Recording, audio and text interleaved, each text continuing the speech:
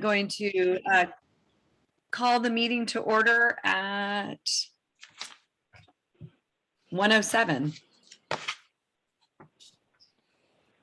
All right, so we've got the first thing we have to do is get Heidi Owen do an oath. Okay. Okay, Heidi, if you'll raise your right hand, please. And repeat after me. I state your name, I, Heidi Owens, do solemnly swear that I do solemnly swear that I will support and defend the Constitution of the United States of America will support and defend the Constitution of the United States of America, the Constitution of the State of Washington, the Constitution of the State of Washington, the laws of the State of Washington, the laws of the State of Washington, the ordinances of the City of Ocean Shores, the ordinance of the City of Ocean Shores, and will faithfully perform the duties of and will faithfully perform the duties of Parks Board member for the City of Ocean Shores, Washington, Parks Board member for the City of Ocean Shores, Washington, to the best of my ability. to the best of my ability. Welcome. Thank you. All right, awesome. So let's do a roll call. Nick, I'm Kristen Hartman, president of the Parks Board, newly appointed president. I'm Anna White. Everybody, hi. I'm Chris Bridges.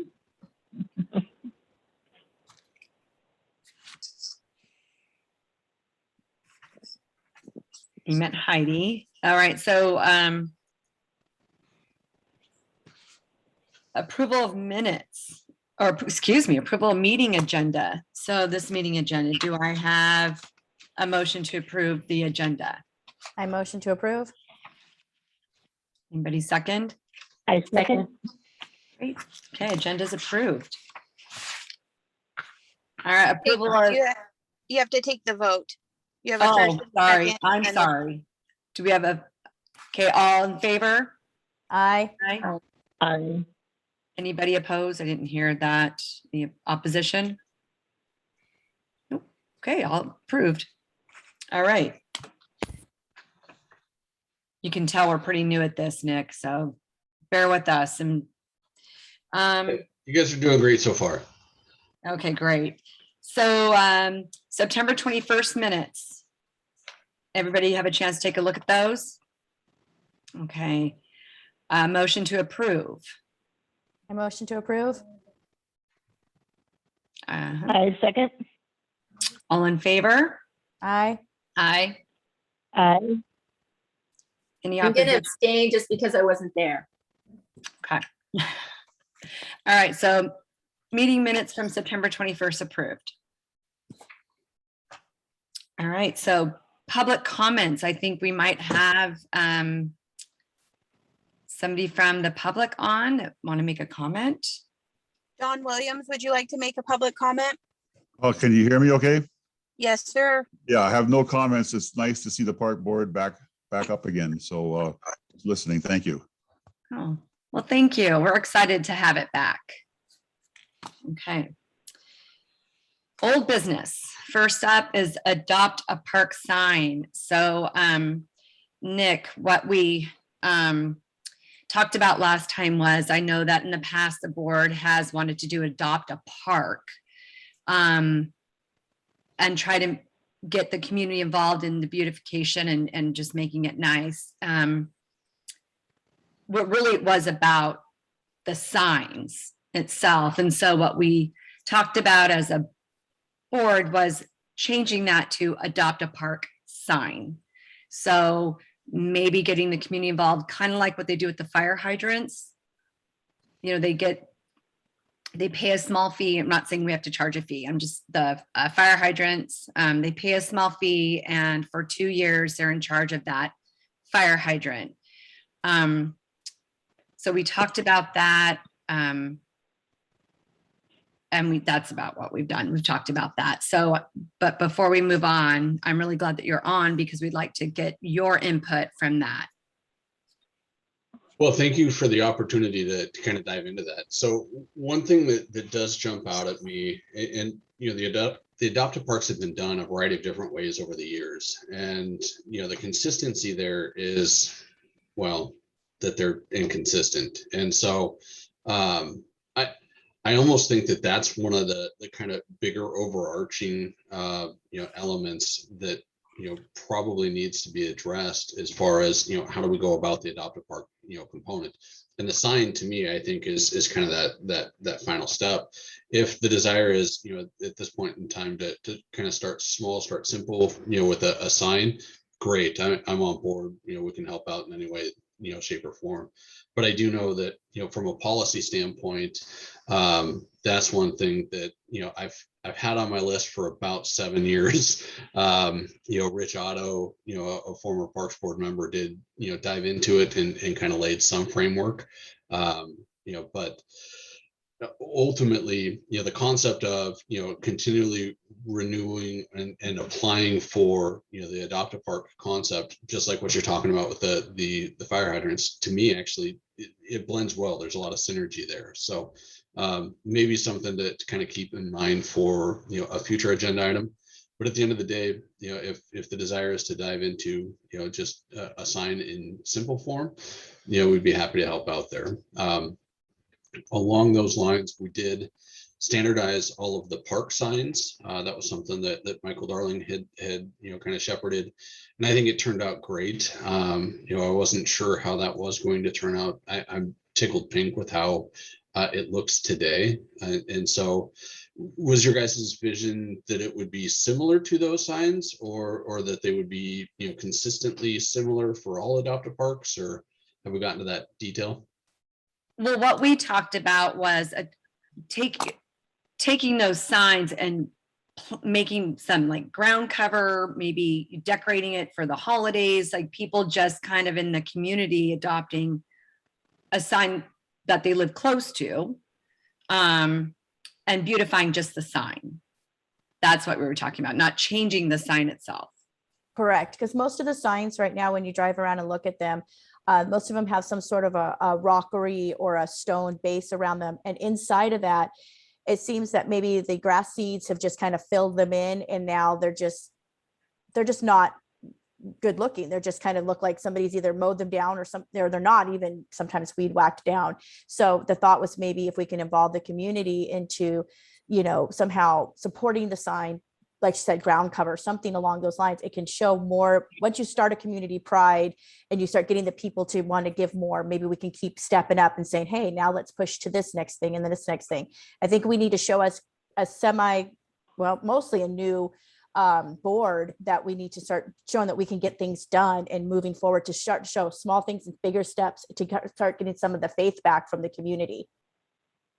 I misunderstood. Sorry. Adopt a park and adopt a park sign, or adopting a park sign is different than an adopt a park. Yes. What we felt was the adopt a park had been, I think that task might have been a little too big for the community. So we're trying to just make it easy and simple and beautifying the sign itself by involving the community. Along those lines, if I remember correctly, they're double-sided signs, you know, with 4x4s or you know, some sort of timbers that are around the border. And so what we can do is we can put just a couple of eyelets down in the bottom, you know, have a placard made, you know, that says adopted by, you know, John and Sharon, you know, and have their names there on that. Is that kind of what you're envisioning? And then that way there's some, you know, personal recognition for them to take care of that site. I don't know if that's kind of where you were intending to go with it. I kind of thought maybe, no, Tristan, because I don't know.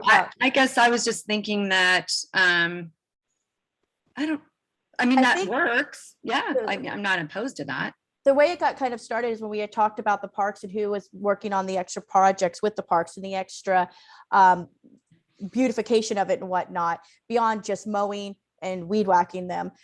We found that when our past conversations, what happened is the people who had originally wanted to contribute to it have either moved, aged out, don't have the capabilities anymore to maintain them. So the thought was to possibly try to bring back into the community into it again. And like, I thought it would be some sort of a small recognition. I don't know, maybe just like a small little sign that you just kind of stab into the ground maybe, and it stays there during the time that you've adopted it. And then maybe they can take the sign with them afterwards. Maybe that's what the fee covers or something.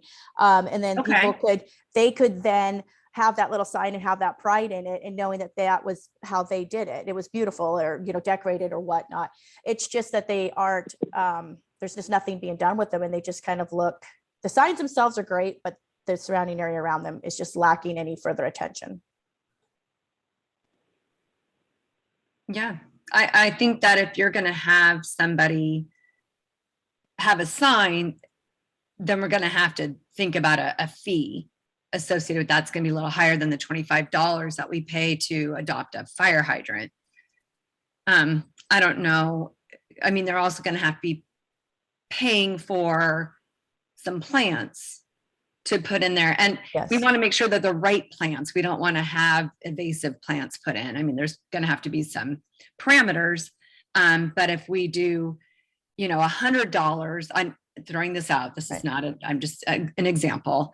Would that cover a sign, enough money to cover the sign with their names on it, but, and have it for 2 years? I mean, or I can research into that and start researching some maybe 9x6 little plaques that, or something along those lines. I can come up with maybe 2 or 3 different styles and, bring them to the next meeting and Okay. say, here's what we find for prices. I know that what you said, like having rules about what kind of plants and what things can be done, very similar to when you do the fire hydrant. You have to only use pre-approved paints. You have to, get your design approved. We could Mhm. make it a very simple form and the same Yeah. concept, something that's not going to hurt the wildlife. It's not going to be something that's political or, Right. something along those lines. We have certain parameters that we have to keep it in. And yeah, I think I'll find that out and put that on my list of to-dos. Okay, yeah, and I did talk to Courtney Beebe at the fire station about using their parameters that they've had to use. I mean, you can't, if you do the fire hydrant, you can't, like I painted a crayon, but it's not a Crayola crayon. It's, it doesn't say Crayola on it. So yeah, we do have to have some parameters. So I don't know, Nick, what do you think? I think those are all great ideas. One thing to specifically point out is that, the cost of the sign, I don't know if I appreciate the desire to have that covered by the applicant, but the Okay. flip side of that coin is they're providing a service to the community as well. Okay. And so I think that, if the sign ended up costing us $50 and their application fee was $30, but Okay. they're taking care of that site for 2 years, I mean, Okay. we're getting a pretty good deal out of that investment, I think. Yep. I agree with agree. that. And Nick, we could use like the people we use our signs and placards for, could we not? Because that pricing I already have. Oh, Yeah, we do have a lot of options. Right. I was going to throw that out, but Anna, if you want to dive into that too, I mean, that's an option. It's Well, one I can less thing to always- do. I can always take a couple minutes and put some time and energy into it, and we can compare prices, because you never know what you may have gotten prices years ago and they've just been, staying at that great price, or maybe somebody else is out there hungry for the business and wants to get in there and give us a good deal. Save some money there. okay. Okay, Perfect. can I comment on something? Oh, yeah. Yeah, okay. So I just wondered, Nick, is the current Adopt a Park program really active? And is there any like process of it, or anybody who has actually adopted a park? I think Emerson there's Park about- is.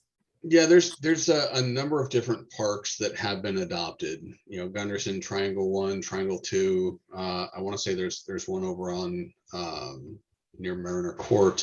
So there's a variety of them that have gone through the process. But like I said, and that's a completely separate topic, so I apologize for derailing. But that's one that I think ultimately I'd like to get into with you guys as well.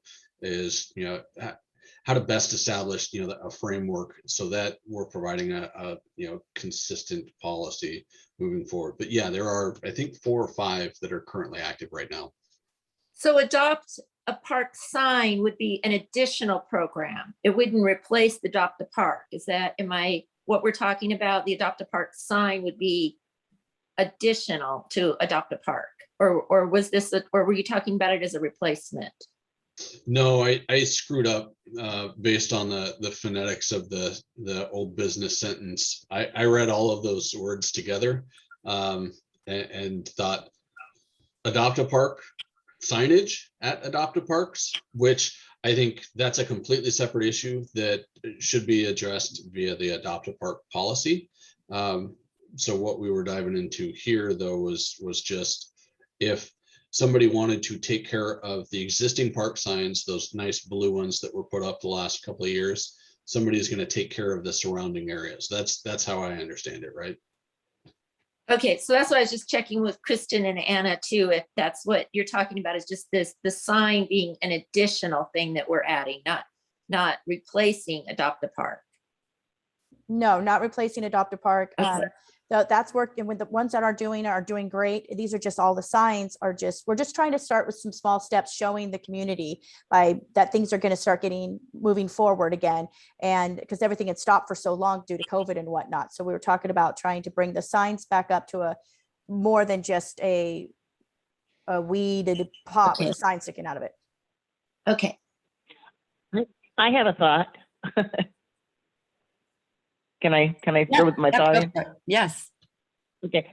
I'm thinking maybe if we work with, say, Ace Hardware in their nursery section and work with their experts about ordering certain plants and making them all unified. I mean, all using the same plants and knowing that the deer aren't going to eat those, and that way then they could Ace could give us a good deal on that. I like that idea, but could that also, I would hate to, if someone wants to adopt a sign, but I don't want to tell them what they have to put in there. I mean, there's options. I like to give them options. Okay, because sometimes plants will get too tall and then they cover up the signage. Right, exactly. So that's why we would have listed what plants are Certain- approved.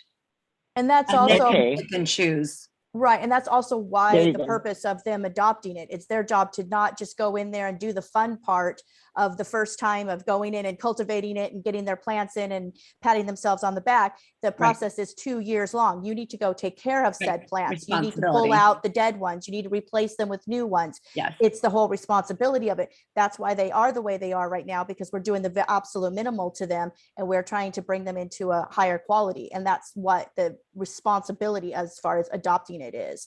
And while we can reach out to Yeah, and a Ace lot or of the- someone else, I don't know that it's their, we don't want to put it on their shoulders to have to give us a discount if they don't want to. Okay. Also, most of these planters will need to be hand watered because they're out on the road and there's no, spigot handy. Well, that's true. I mean, I That's- think we've got to find some plants that are hardy enough to withstand the summer that doesn't get a lot of rain.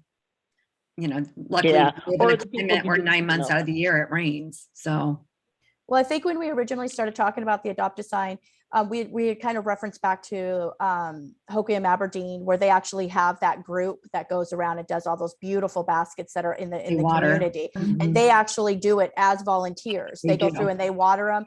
They and I can't remember off the top of my head the name of the group. I have it written down, just not in front of me. But they take it, and it's beautiful. It's one of my favorite things when I drive through the town. So it's kind of trying to bring a little bit yeah, of that no. same thing here, where if we could find people who They're beautiful. want to do that. yep. Yeah. So, okay. So, I'm going to make a motion that we continue the Adopt a Park sign to the next meeting. I second the motion. Yeah. All in favor? Aye. Aye. Any opposition? I didn't hear any. So, okay. So we'll continue Adopt a Park sign to the next one. All right, on to off-leash dog park. So I know that this has been talked about in the past since 2007. I know more recently since 2014 and going forward. And I also know from reading the past minutes that there was some discussion over Spinnaker Park being the established dog park. But it looks like the cost was going to run about $500,000. It looked like. So Chris, do you know for sure?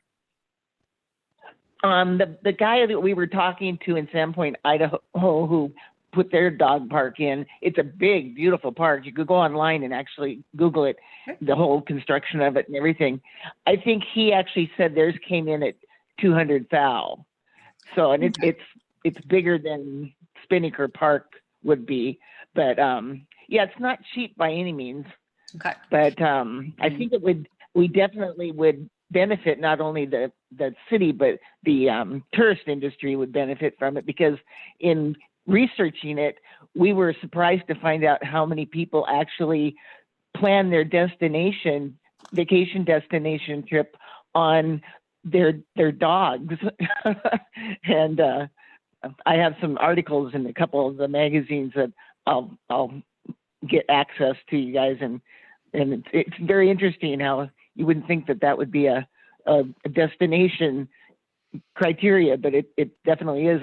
And people use our beaches in that sense also. Mm-hmm. But, we frown on them off leashing, in the main beach area, but people still do. Right. So before I became part of the Parks Board, I had been interested in getting a dog park in Ocean Shores. I know there's a few people out there as well. And I asked Facebook, I did a poll. It was very unofficial. It's not valid. And it did seem like most of the residents that responded, it was about an 88% yes to a response to a dog park. I think, Chris, you're probably right that people who have dogs look for places that have a dog park, but we are pretty unique in it that we are a beach destination. And I think most people traveling tourists here are going to take their dog to the beach to run. Yeah. And we have a pretty nice off-leash beach area from Torres to Butterclam. So the cost though at Sandpoint, Idaho is still even if it's $200,000 is still, I think, a lot of money. And we have a lot of parks that we don't fully use. Two of them are Chinook and North Bay that already have a very large area that's grassed, has water, and has a fence. And so I have already spoken to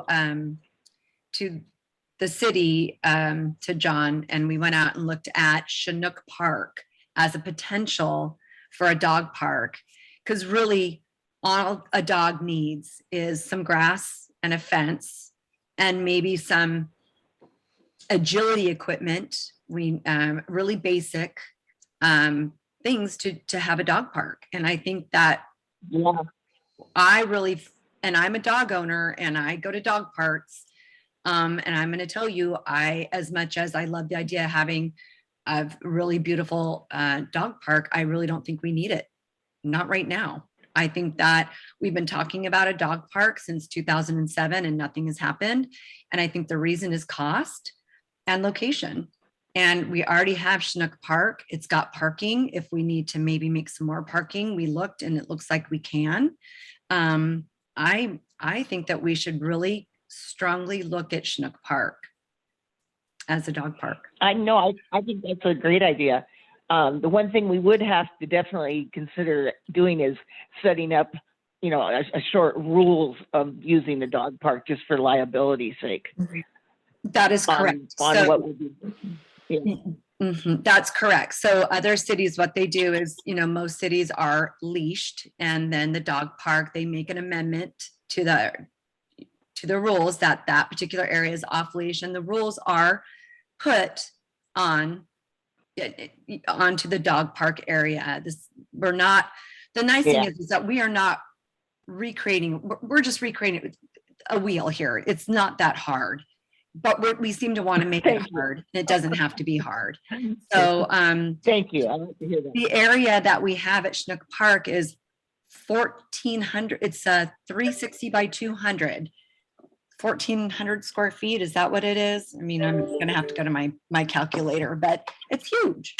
All we need is a small and a large separated, and Yeah.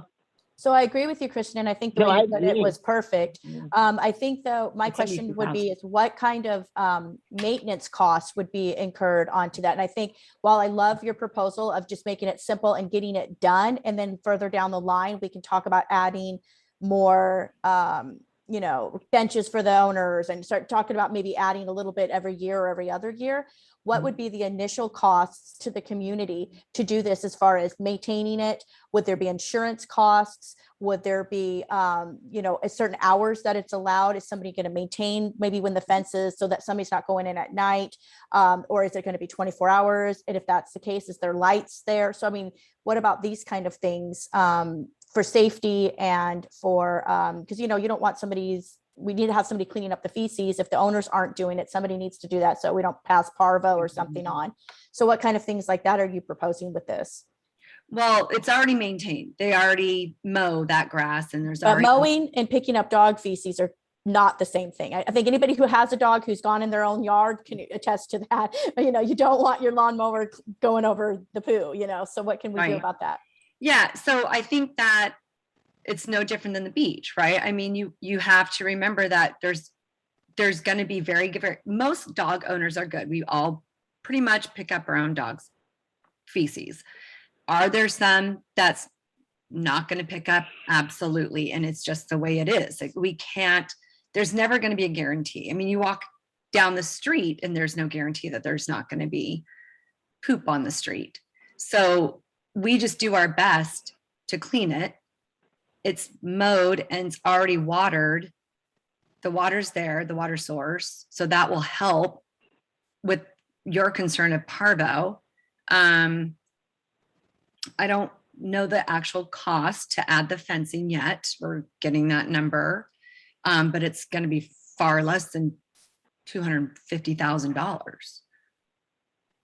When you say that you're going to be getting the number for that, are we going to go by the 3 contractors rule I'm- and make sure we get 3 separate contractors?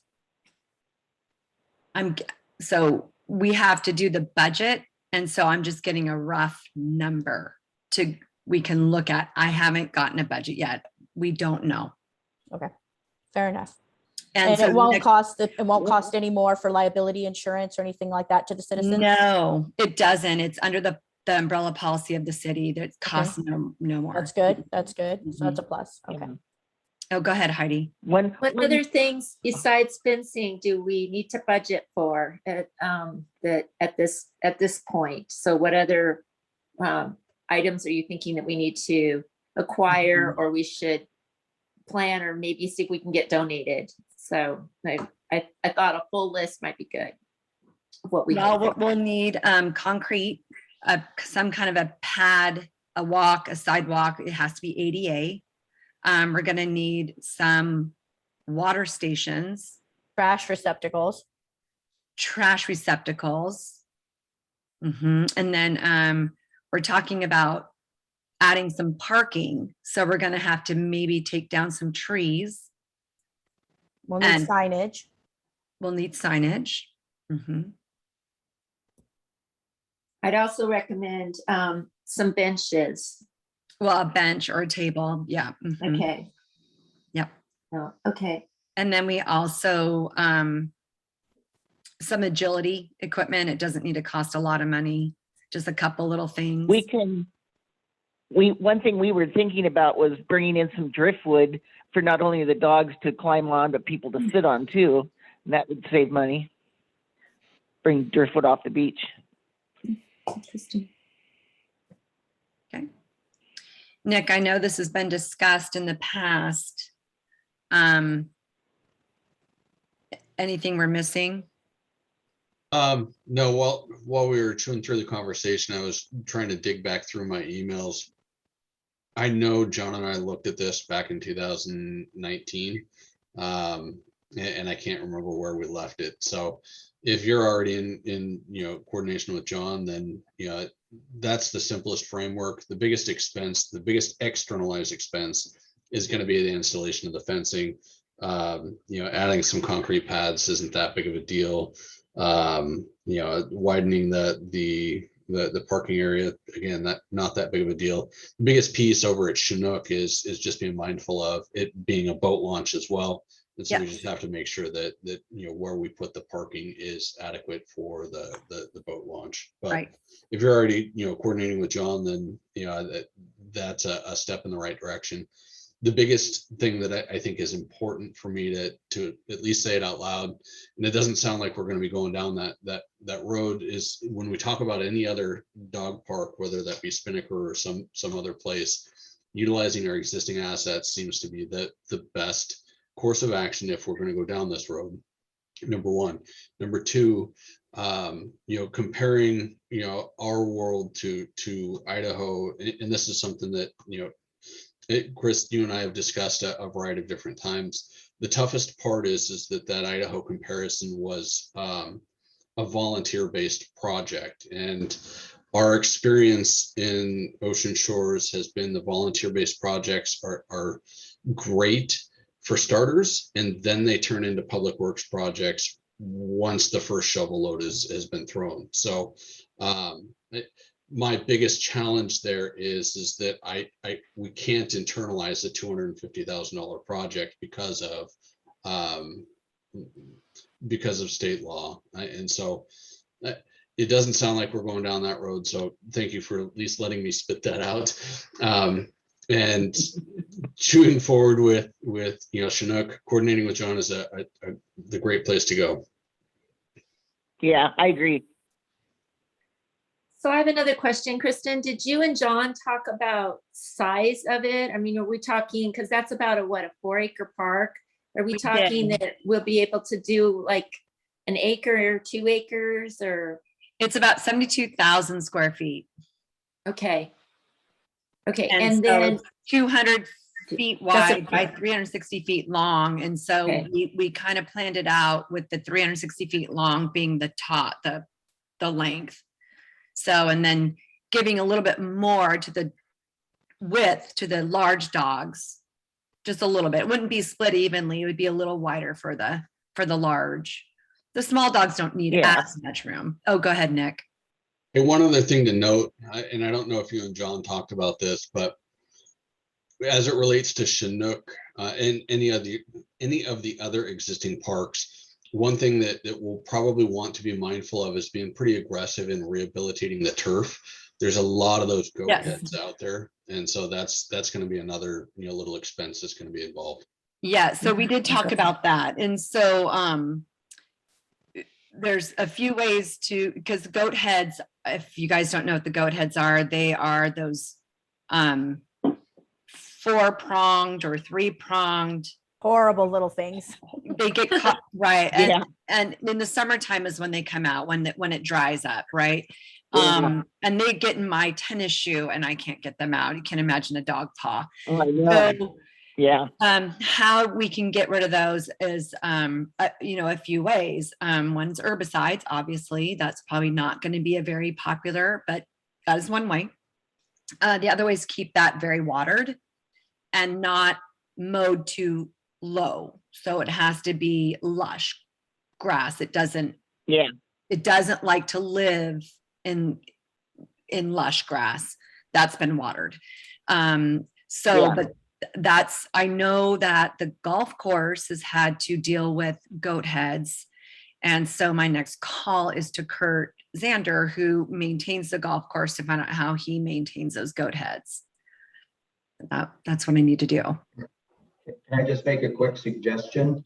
Yeah. Before you get too far down the planning, I would recommend you actually go to the neighbors around Chinook and knock on their door and ask them what they think of the dog park, so that this doesn't just come out of the blue and they're not aware that something's happening. That might be a wise thing to do. Okay. Do that. Sure. All right. All right, so I think what we have left to do, so I'm gonna make a motion to the next meeting to discuss the dog park. Maybe get a rough estimate of the cost, very rough estimate, and we'll go to the neighbors by then and see what they have to say. What is the, in talking to the neighbors, let's say, there's 10 neighbors, I'm just throwing a number out, and 6 of them say, I don't want a bunch of loud dogs running around day and night around over here. What is going to be our parameters we'll have to think about something like that, because if they say we're not happy about that, then are we just going to say, okay, well, that's a done deal then? Or are we going to say, then, give options, maybe limit the hours or something along those lines? Heidi?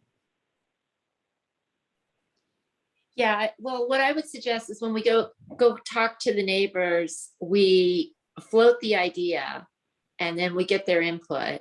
And then if they express like real like concerns, then we document those actual concerns. So like your example, Anna, they say, well, I mean, we're worried that, people are going to use it at, 10, and they're going to, show up and there's going to be dogs there barking, 10 to midnight kind of thing.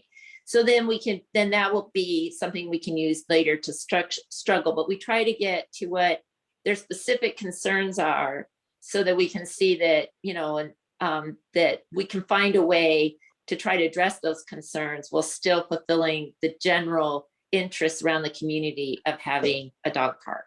So that's the way I would try to approach it, is from the standpoint of, like, well, this is real exciting, and then if they express pushback, then approach it from the standpoint of, well, what's your specific concerns? So we can try to address those.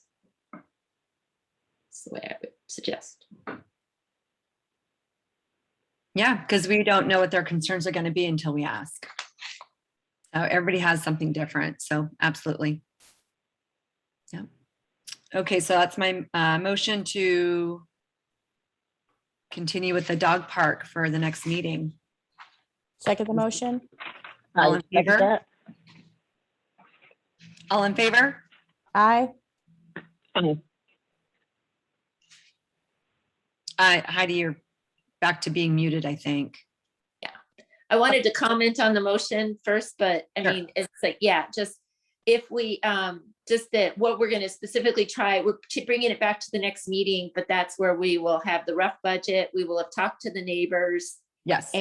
and we'll have a list of specifically of what would need to be done with maybe some sort of preliminary type timeline. Is that doable to add to your motion, or? Yeah, absolutely. We can do that. You Yeah. can try to get all that done, but Yeah. when you're on the basis of getting contracts and bids, you get what you get. No, I understand. It would be rough. It wouldn't be the full bid. Yeah, I understand that, Anna. That's Right. yeah. Okay. Right. Okay. Yes. All right, great. So next on the list is park assignments. Was that for the park inspections? Was that the park assignments? Yes. You have to have that on because you had new members. So Thank you were you. gonna reevaluate who is in charge of what. Thanks, Sarah. Okay, so we had. Okay, so Anna, let's start with you. I know that you live really close to Marine View, right? Right, so I'd gotta like to keep Marine View and South End Grand. And then I also have Milo Schneider and Emerson. So Emerson is Adopt a Park success story, in my opinion. It's the tennis club has adopted it, and it's stunning. I mean, it just looks amazing. Definitely something to strive for everywhere, because that's great. So if somebody wanted to take that because they're closer to it, that's fine. I don't think it'd be a lot of maintenance for somebody. Or if they wanted to take Milo Schneider, that's the farthest one from me, I would be fine to give that one up, but I'd like to keep the other two. Okay. Great. Chris, which ones do you? Okay, I have, Mhm. North Bay Mhm. and the, the North Canal, and Limpet, which is a little one in north of town, and then Texmar, which is actually the kayak launch park at the moment too. And I noticed on Sarah's meeting notes that she put Olympic on mine also, but we don't have an Olympic park, so. I think she meant Limpet. Yeah, it's Limpet, Limpet. People do that all the time. They think they're saying Olympic, but it's Limpet, Limpet. Okay. Yeah, that's the one I just got. It's a little tiny one right in the middle of the it's small. neighborhood. Lincoln, you missed that one. Right. So that's what I got. Okay, so far. so which ones are you, because we need to give some to the new members. So which ones do you want to keep? How about if I give up Texmar because it's down south? Okay. And then you want to keep North Bay Park, Limpet, and North End? Yeah. Okay. So I will keep Spinnaker and Chinook. And that leaves the skate park in Gunderson, Texmar, Milo Schneider, Lions Club, and Emerson Park. Heidi, I don't know if you're familiar where these parks are. And Ed's not here. So, and I'm not sure. So really, relation, do you want us just to assign you some parks and we can always reassign as needed? Well, I guess I'm assuming I'll take Texmar and Emerson, because it sounded like that was one that Anna wanted to give up. And then I'll take, I don't care. I'll take Gunderson. Does that Gunderson sound is good? beautiful. Isn't Gunderson the one that's already adopted by that little community? Down that little, Oh, correct. It's pretty. yeah, it's straightforward. beautiful. Yeah. You won't have any problem with that one. Okay, perfect. You won't And have any problem with Emerson. It's perfect. I mean, Emerson is really nice too. yeah, so Oh, you're not yeah. gonna have any, you're just gonna do the little loop around it and you're good there. Okay, So so well, is then, that okay then? Did I take those three, Emerson, Gunderson, and Texmar, or do you want me to take skate park instead of Gunderson? no, that's fine. Okay. So then that leaves Ed with skate park. And the Milo Schneider, The Milo Schneider and the Lions Club. the Lions Club is Lions Club / Milo Schneider. It's all one Oh, really, sorry. really You're long right. name. You're right.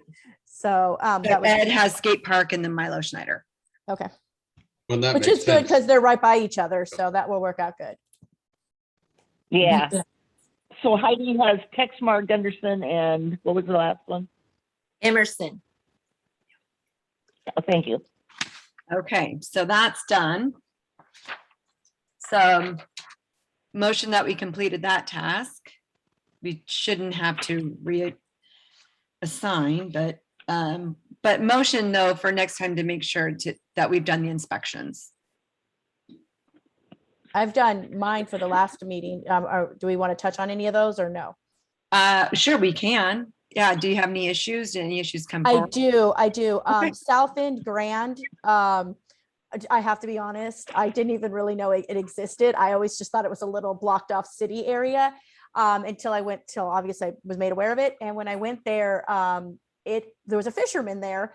And as I was walking down the boardwalk, basically, it is completely overgrown with blackberry bushes. Actually, it's bad. And so you have to kind of jump over them a little bit, and it's very slick. Some of the boards have kind of puddled and they're getting the water in there. So it's getting that mossy slickness to it. And when you get to the end of it, you go down some steep stairs, which are fine. But that whole second dock right there, the fisherman that I talked to, he explained to me that the locals will go in and actually scoop out all of the little floating junk on the water, and they just pile it on top of this dock. And I have pictures, but I don't know how to show them to you right now. I can email them to you all. It's about, I'd say 18 inches to 2 feet deep of a pile. And there's 3 of them, and it's just rotting there. And it's almost the whole dock has now been piled full of this stuff. And I don't know who's maintaining that, but it's definitely needs for safety, right off the bat for safety. It needs to have something done quickly and somebody needs to go in there and clear all that out. The problem with clearing it all out is that you'd have to wheelbarrow it basically up these big stairs. And I can see why nobody's cleaning it up, because you can't really just throw it back in the water. And the fisherman explained to me that there used to be a ladder that the otters or the beavers or something used to use, and now somebody's removed that. So they don't even have a way now to get to the next part of the water landing. So even the wildlife's being affected by the lack of maintenance on this one. Okay. So is the, Nick, are you suspecting that maybe that removal stuff is pennywort? Yeah, that's the name of it. Certain it's debris that was, broken free and had washed down to the outfall. And so I guess real quick to kind of take a step back and holistically, if there are concerns like this that do come up, don't wait for the meeting. Feel free to just shoot John an email and say, hey, here's some stuff down here down at the south end. I mean, that's the whole point of having, these, ancillary inspections, is to say, hey, here's a problem that we observed, and once John has it on his list, it will get knocked out. So I just sent John a text, and then I got called on, so I was halfway through the text. So I'm going to have to clear up a little bit of what I said to him. But, ultimately, I think that is a holistic problem that we have. So they do, fresh waterways and parks do blend together. And here's a perfect example of that. We do need to come up with a better removal process, but at the end of the day, just letting John know that, hey, there's a problem, some concern down there, and he will get it addressed. And if it's not getting addressed, then bringing it up in these meetings is definitely a key piece, so that I'm aware, so that I can start hammering on it as well. Good to know. Now that I know, I'll know the appropriate action to take and who to contact. Great. Okay, any other issues, Chris? Were your parks okay? Yeah. Okay, yeah, so are mine. Okay. And is that it though, Anna? That was the only park concern? Yeah, the other ones, Emerson, like again, I have beautiful Marine View, looks really great. I don't know. I have a question while we're on the subject of it. Some of these parks that have the boat launches and things like that, are those for residents, tourists, businesses? Are those just for residents? What is the what is the use of those for? Is there like a rules around that? For boat launches? Yeah, the boat launches and like you said, the kayak launches, things like that, the different launches. My understanding is that there's no population limitation, if you will. It's not designated to residents or designated to just visitors. It's, anybody that has a boat or anybody that has a kayak that wants to use that site, go for it. That's my understanding. I've never really dove into that. I'm assuming, the questions being derived from, kind of the community club does their thing and the city does ours. Is that kind of where it's coming from? I was just wondering about business use. Because I live so close to it, I see, I've seen a couple business boating charter companies come through that are doing like fishing charters, and I've seen them use the boat launches, and it always surprises me because I'm down here and it's a nice boat launch, but it surprises me when I see these huge boats driving past me, and I'm thinking, where in the world are they going to? And then a few minutes later, they drive past me again, and one day when I was on a walk, I realized that they're going down, they're dipping their boats in the water to clean them off or whatnot, and then pulling them back out. And so I thought, well, one, that didn't seem like that's something they should be able to do. And then two, I started wondering can businesses use them? Can they actually do like little fishing trips in the water and things like that? It just was something that was rattling in my head, and I thought I'd ask somebody while we were on the subject. What concerns me, and it sounded like Kristen, you were probably going to go that direction as well. Yeah. Is you're down at Marine View Drive. Correct. And that's right next to the marina. Mhm. And if somebody is going in, pulling their boat out from the marina and rinsing it off in our fresh waterway system, That's not okay. I knew it wasn't, and I didn't get a license plate or anything, but I started thinking, it just kind of got lots of thought processes going for me. And one of them being, can businesses do fishing expeditions in there? Because I had also talked to the fisherman, and he had made a comment of, oh, they have some little boating, fishing tours like you can take up and down. Because I asked him what kind of fish he was going, fishing for and whatnot. And he's a local, he lives here, and he was telling me, and he said, that there's also some little fishing trips that you can take up and down through the canals. And I had never heard of that. In 30 something years, I had never heard of that. And so we just kind of chit chatted about it. And I started putting two and two together. And I started wondering, is it okay for businesses to use the boat launches? And if that's the case, great, if they're doing it properly, or if, and if not, do they need to get permits, or is this, I'm just kind of, lots of things going. So I just thought I'd ask while we were on that subject real quick. Yeah, bottom line, I'm not aware of, commercial limitations, and I doubt there would be. If somebody was running a commercial enterprise utilizing public boat launches, personally, I don't see a big issue with that. And from a community standpoint, I wouldn't imagine there's a big impact. But it scares the heck out of me if somebody's bringing, zebra mussels into our system. So that got my attention. Thank you, Anna. No problem. I'll definitely keep my eye out for that, and, let you know if I can get a name or something next time. Okay. Also, Yeah, Chris. just real quick, I did go check out the Peninsula Court beach access. It's not really a park. We were talking about, somebody wanted to know if there was a doggy doo-doo station there. And there is not a station, but I don't know if it really needs one, because it's really not a park. It's just a 20-foot path down to the stairs onto the low tide. At high tide, there isn't an option to go down on the beach. Is I'm just saying. close to, well, we've got the doggy relief stations for the beach access from between Taurus and Butterclam, right, Nick? Because that's the off leash. I'm going to assume so. I know John has a variety of stations throughout the area. And the reason why Chris is bringing this up is because when I was looking over the past meeting minutes from a year and a half, a citizen was requesting a dog dispense station at Peninsula. And I was just curious if we should continue to talk about that, if that needed one. It was really an unclear piece of information. So that's why it was brought up.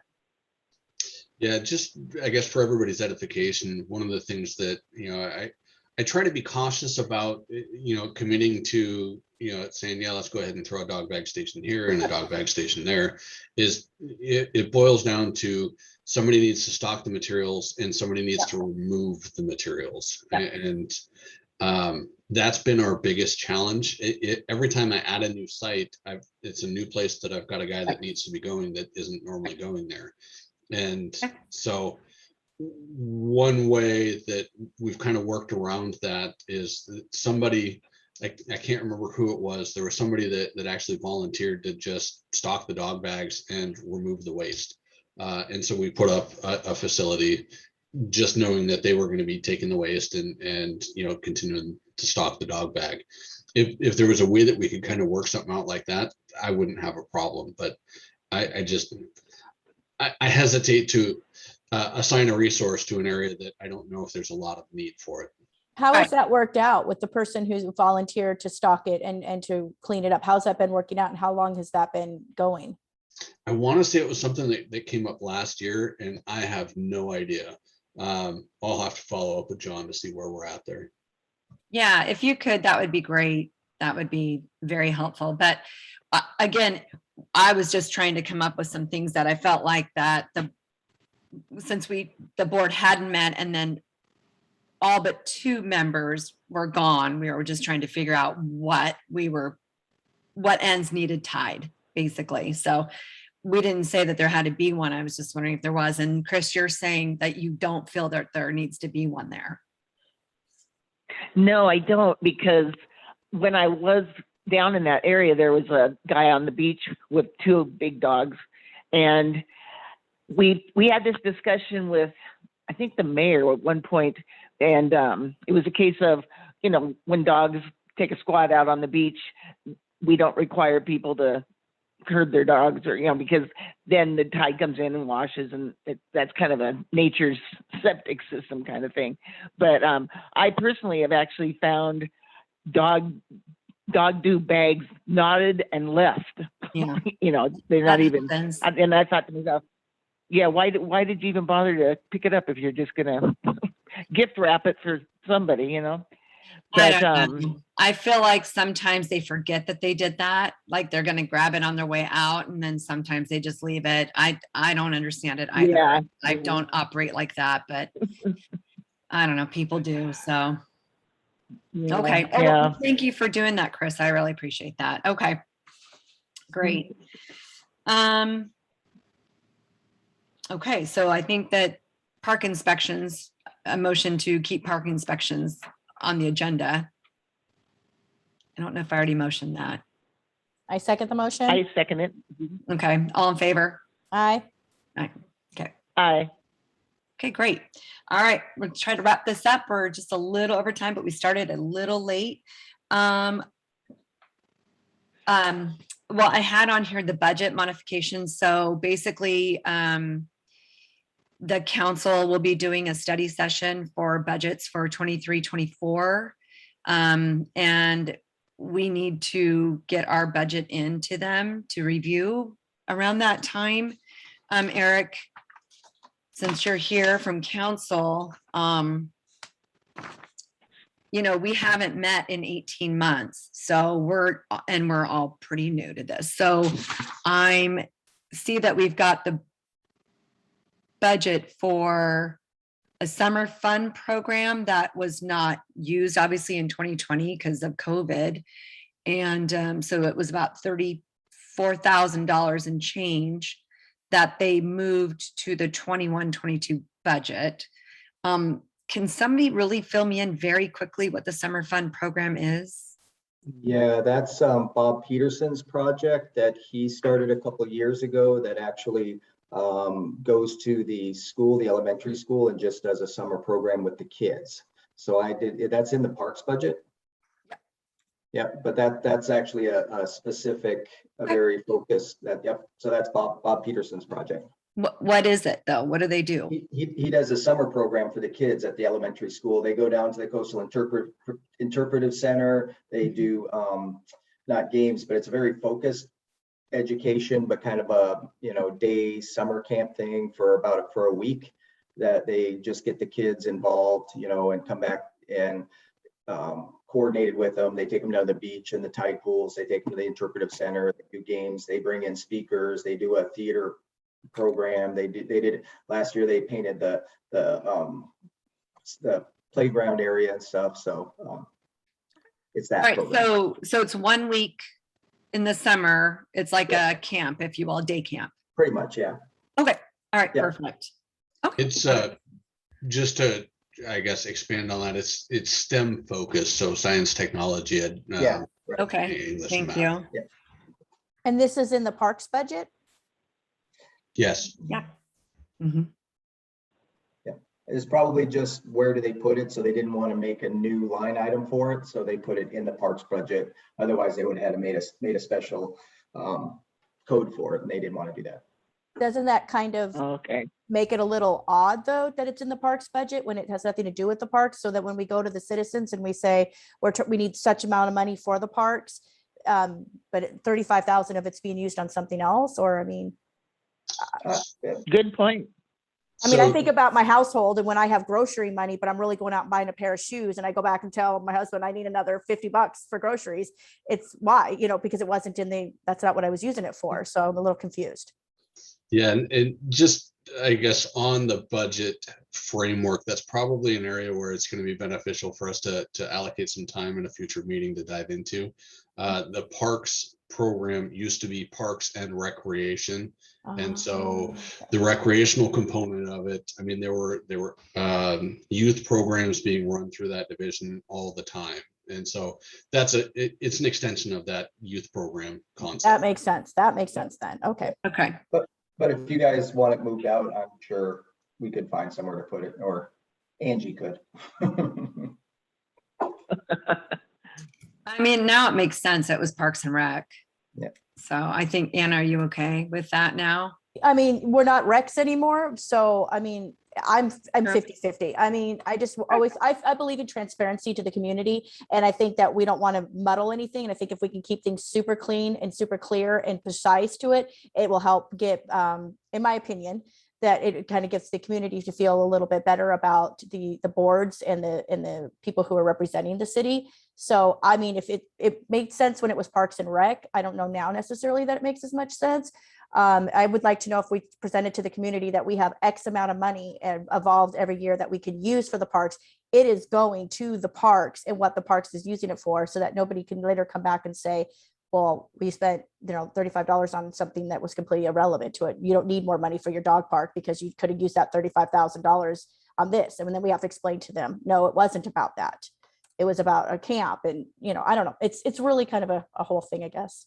Yeah, welcome to my world. That's what I do on a regular basis. But again, I do think there's going to be some value in diving through the parks budget, here in the Okay. future, so that you guys get an understanding of how that's framed out. Wonderful. The problem is, though, that I have to get something to the council here in a few days. And I don't want to approve this as is if it's not what we're going to need in 23, 24. What? So, So I think that might be the confusion here, because what the Correct. city council is doing right now is the mid biennium budget review. So they're modifying or requesting modifications just for the second year of the biennium budget.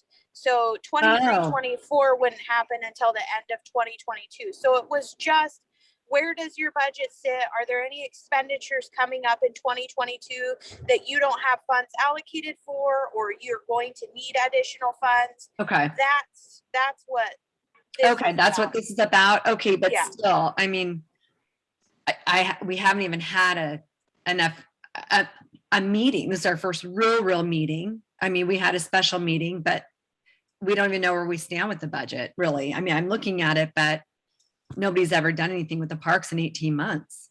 So if I can kind of help assuage some of the fears that you might have, I think that council will be very understanding. If there's a couple of different things that I've already identified that are incorporated into my requests. Our operating and lease rentals, which are paying for the honey buckets that we have throughout the city.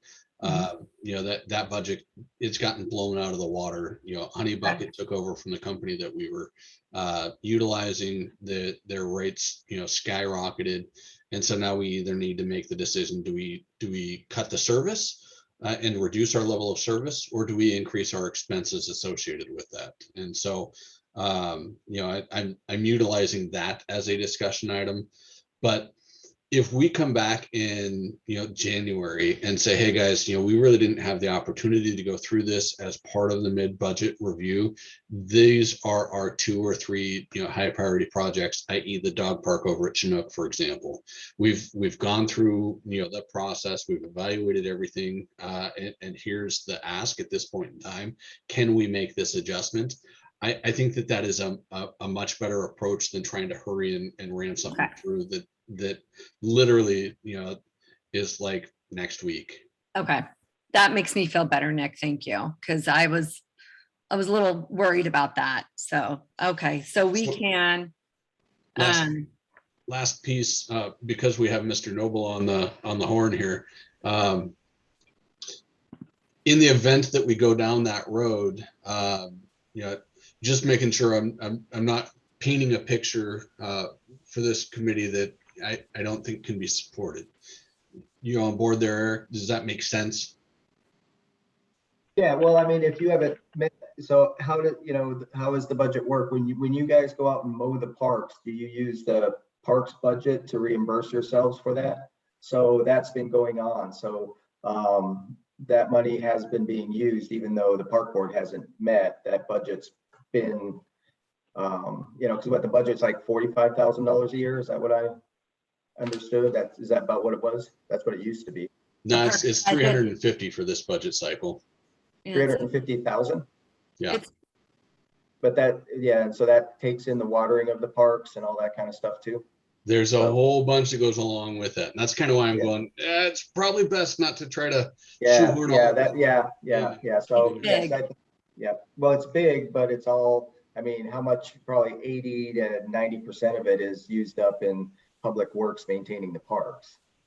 Not too So- much, but you know, again, ultimately where I'm going is that if we come back a couple of months later and provide an ask because Mhm. we didn't do it at this point in time, Yeah, hopefully that I- wouldn't be. Yeah, I mean, Right. you know, right, I mean, I'm pretty excited about the board that's here, and I think you guys, you know, without just now meeting, just now in 18 months, it's gonna take you, you know, a few months to wrap your head around anything that's going on, so I would support, and I'm sure the board would, you know, if come January, February, and you say, hey, we now have our heads wrapped around this, we know what it is, and we need an extra whatever it is to do some of these projects, and they're well laid out, and the money's there, I think it wouldn't be too big a deal.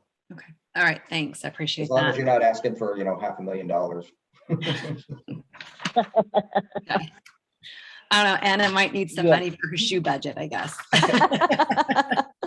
Well, transparency. All right. So, let's see that. Picture.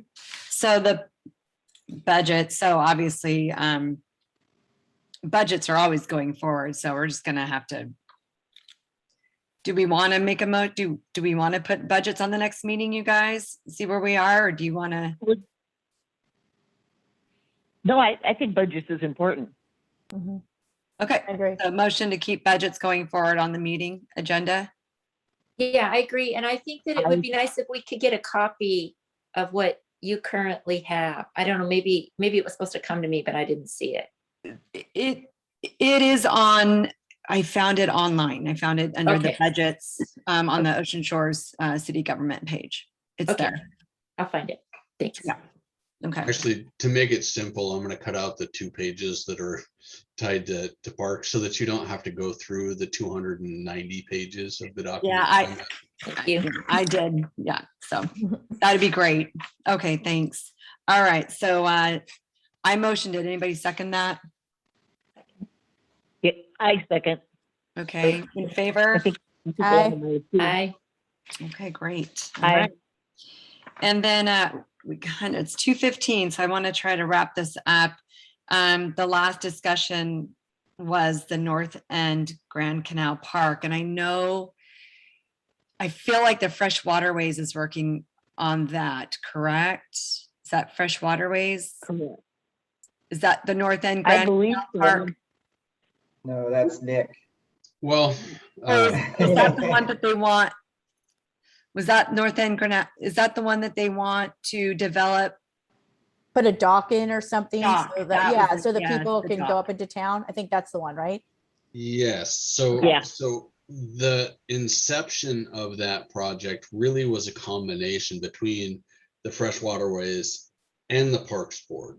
And so, because really the intent is, you know, to make improvements without diving into all of the details associated with it. The desire is to address some of the problems that we have in the watershed up on the north end of the Grand Canal. And by doing that, is it possible that we can come up with another way to have a dock or some other sort of recreational facility there so that boaters can boat all the way up to the north end of the Grand Canal and then go enjoy, you know, a glass of wine and dinner and whatever the case may be, or go grocery shopping.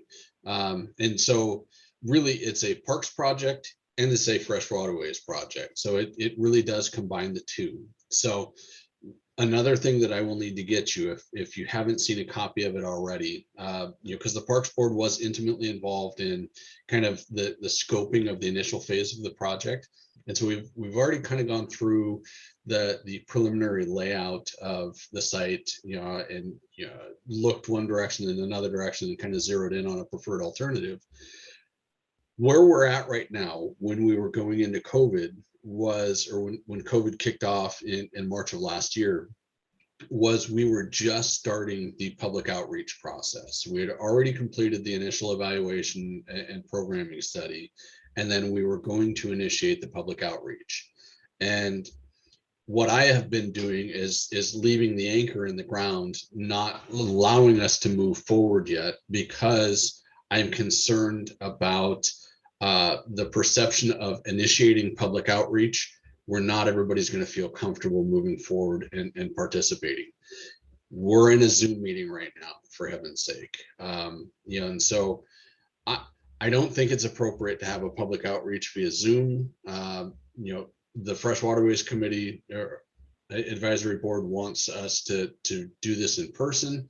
And I truly believe that when you have an open house in person, you have people putting stickers on the wall and that sort of stuff, you're going to get better feedback from people. And so I've been, going slow because I know not everybody is going to feel comfortable just yet coming out to the convention center, even if it's, socially distanced to facilitate that. So right now, the project is, it's on the radar. It was funded. The public outreach piece is funded.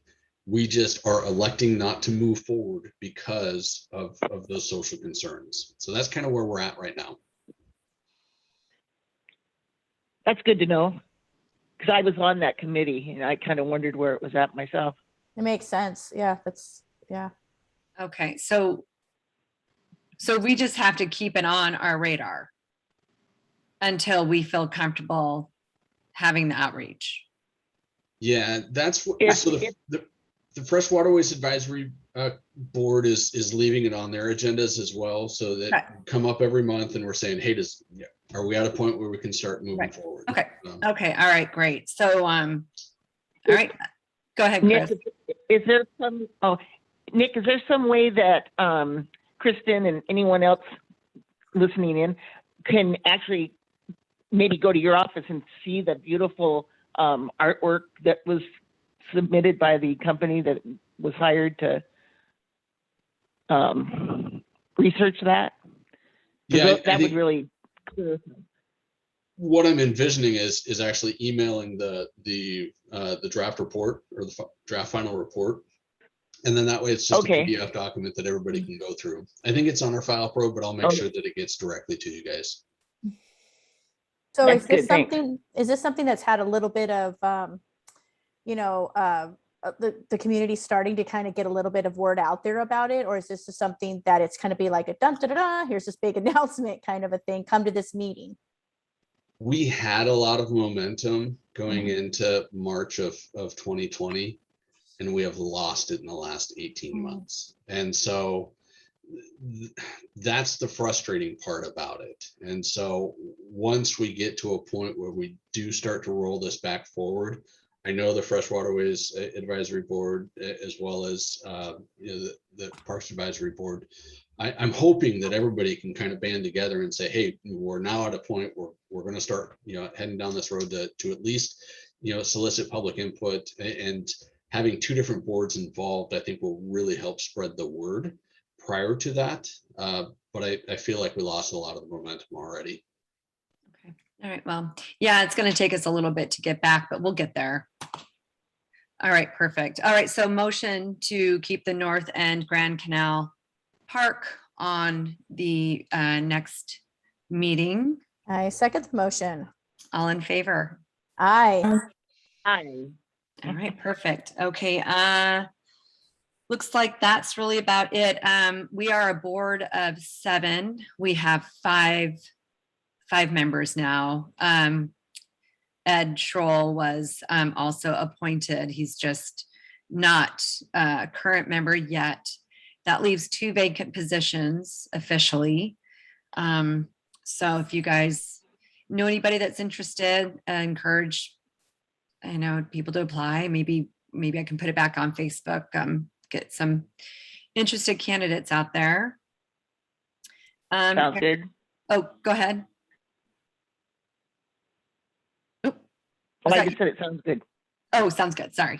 Eric, anything that you need to report from council to us? I don't think we have to report anything to you.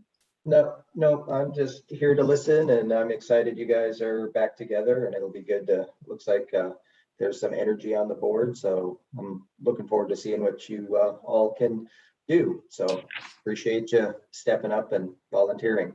Just one quick thing, because what I noticed on your inspection report, you guys don't do anything with Ken Peterson Park? Ken Peterson is a community club. Oh, Right. that's right. Never mind. Sorry about that. It's okay. I knew that. There's a does pop get quiz. confusing. There's a lot of parks. Yeah.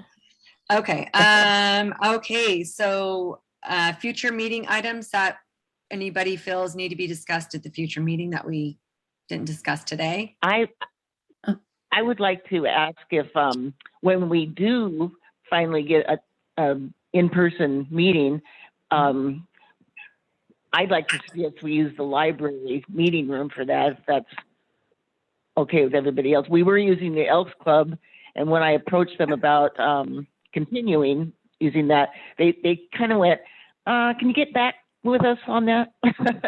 Yeah. So, Yeah, I think, Chris, what I know to be true is since the COVID mandates, it has to be Zoom. So we need a place that has a good Wi-Fi. And I think Sarah has suggested in the past, the library does have good Wi-Fi. The Lions Club, I don't believe has adequate well, Wi-Fi. I think the library would be more comfortable for the public. They know where the library is and it's their building and that sort of thing. Okay, so you're suggesting the library?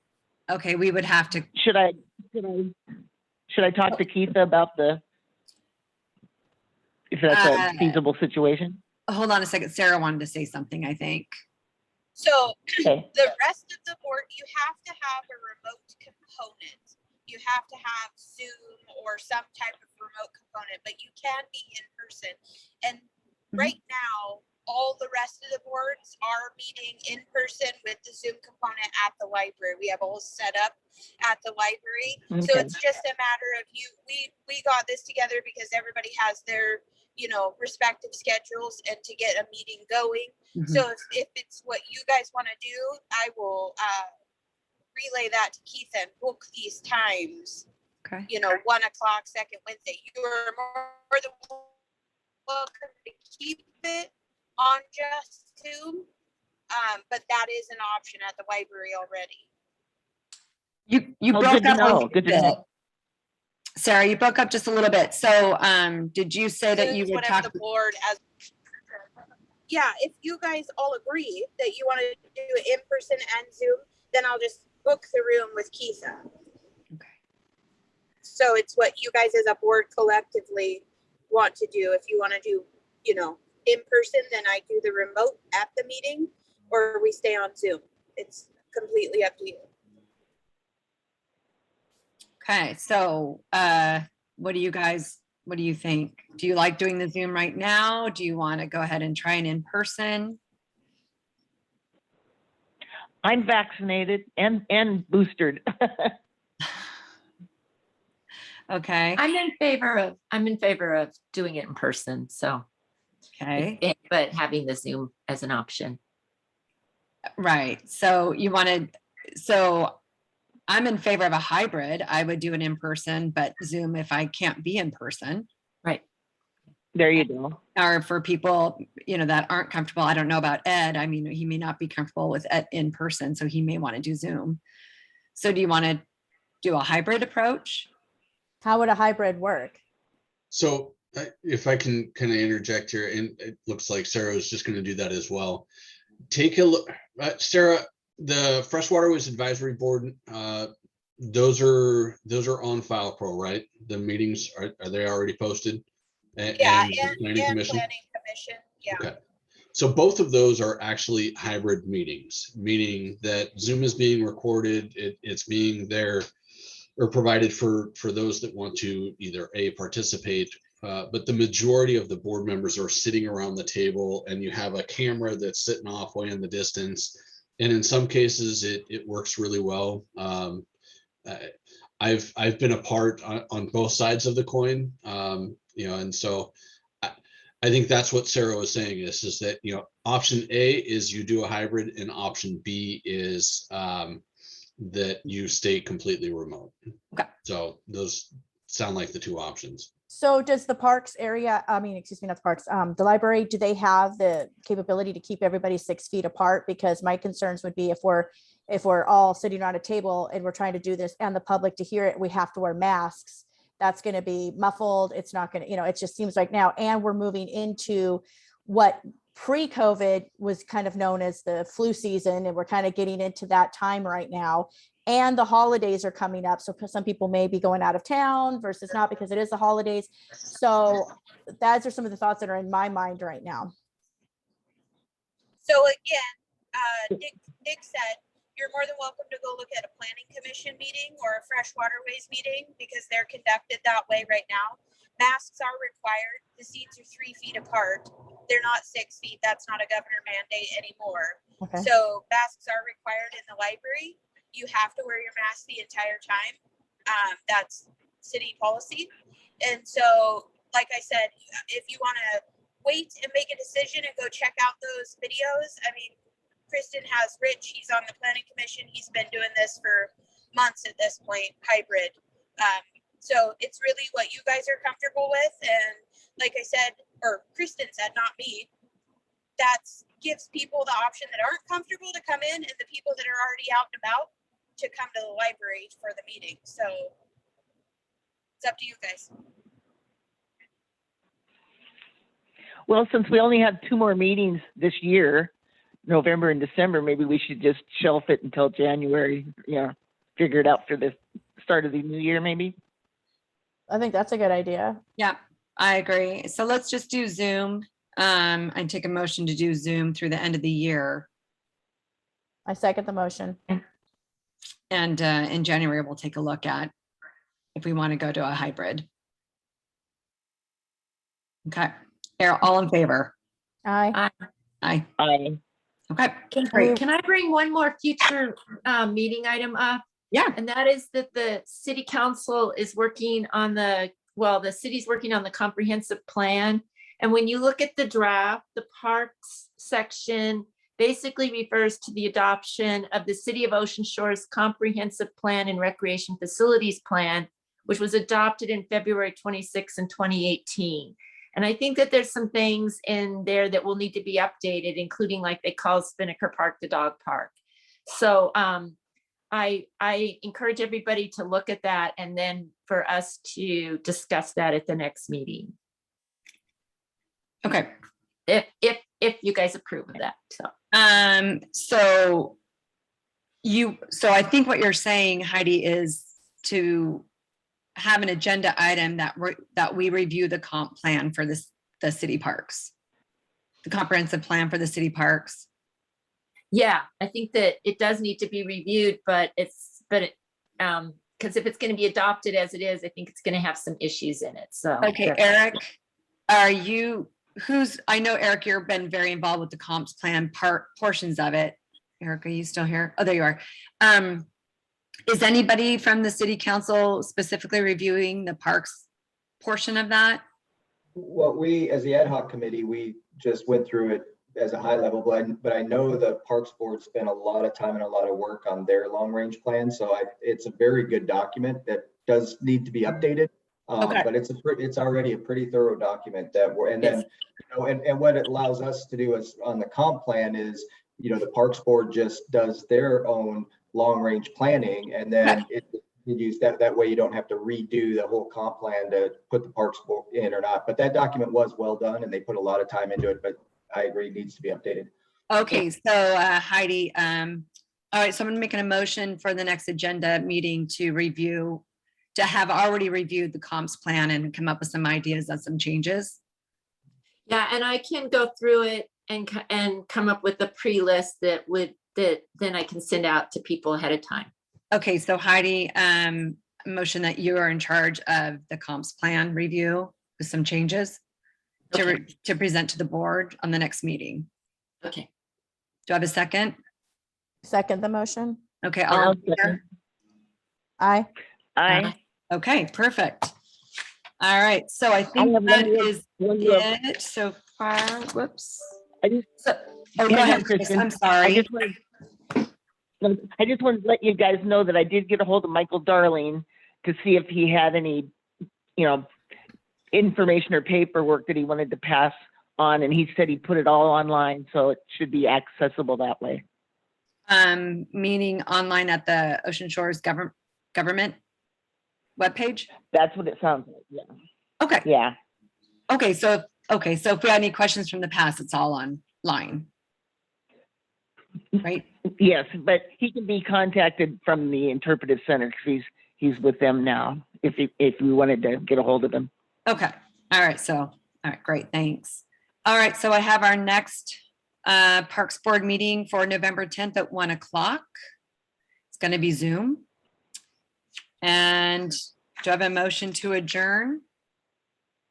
I motion to adjourn. All in favor? Aye. Aye. 2:33.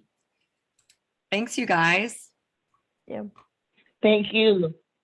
Hey, I'll get the stuff that I said I was gonna get out. I'll get that out to you guys, hopefully today. I've got another meeting at 3, so if I don't get it today, then it will be here, before the end of the week. Okay, thanks, Nick.